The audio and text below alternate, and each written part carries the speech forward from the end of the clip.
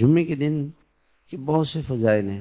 جیسے ایک حدیث میں آتا ہے کہ جمعے کے دن ایک درود شریف پڑھنے پر 70 نیکیاں ملتی ہیں. 70. عام دنوں میں تو کتنی ملتی ہیں؟ 10. ایک درود شریف پڑھنے پر کتنی نیکیاں ملتی ہیں؟ 10. اور جمعے کے دن کتنی ملتی ہے؟ 70 نیکیاں. بعض علماء فرماتے ہیں کہ جمعے کے دن ہر نیکی کا ثواب 70 گنا ہو جاتا ہے. جو بھی نیکی کرے گا اس کو ثواب 70 گنا ہوتا ہے.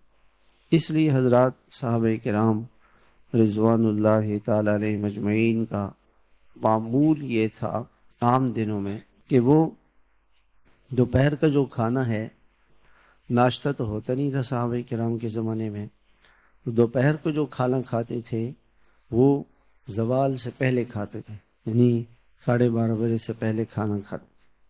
اور قیلولہ بھی ظہر کی نماز سے پہلے کھاتے تھے. جس طرح سے مدارس میں عام طور سے یہی ہوتا ہے، 12 بجے تک پڑھائی ہوتی ہے، پھر اس کے بعد 12 بجے کے بعد پھر سارے بچے کھانا کھا کے سو جاتے ہیں، پھر 1:30 بجے اٹھ کے نماز پڑھتے ہیں. تو صحابہ فرماتے ہیں کہ جمعے کے دن ما کننا نتغدى ونقیل الا بعد الجمعہ، کہ جمعے کے دن ہم جمعے کی نماز کے بعد دوپہر کا کھانا کھاتے تھے اور قیلولہ کرتے تھے.